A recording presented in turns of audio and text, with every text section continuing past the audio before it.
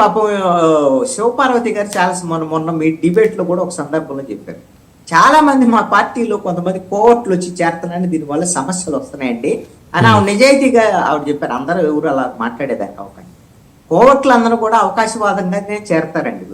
వాళ్ళందరికీ ఒక షెల్టర్ ఏంటంటే వైఎస్ఆర్ కాంగ్రెస్ పార్టీలో వాళ్ళందరూ షెల్టర్ తీసుకోవాలి అనుకుంటే దానికి జనసేన పార్టీ ఒక అవకాశంగా ఉంది. ఎందుకంటే జనసేన పార్టీలో ఆయన చెప్పినట్టుగా, పవన్ కళ్యాణ్ చెప్పినట్టుగా మేము కొంతమంది నాయకులను తయారు చేస్తాం, కొత్త వాళ్ళని తయారు చేస్తాము, ఆ విధంగా జనసేన పార్టీ అవకాశాలు ఇస్తుంది, ఇవన్నీ కూడా ఆయన చెప్పుకున్నాడు.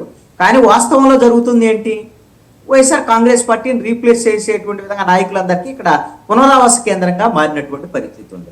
ఇప్పుడు ఇక్కడ తీర్థం పుచ్చుకుంటే చాలు, ఏ తప్పులు చేసిన వాళ్ళైనా ఓకే. బాలినేని శ్రీనివాసరెడ్డి మీద ఇదే జనసేన వాళ్ళు, తెలుగుదేశం వాళ్ళు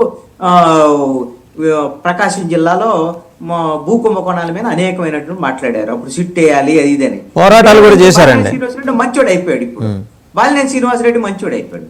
అదే విధంగా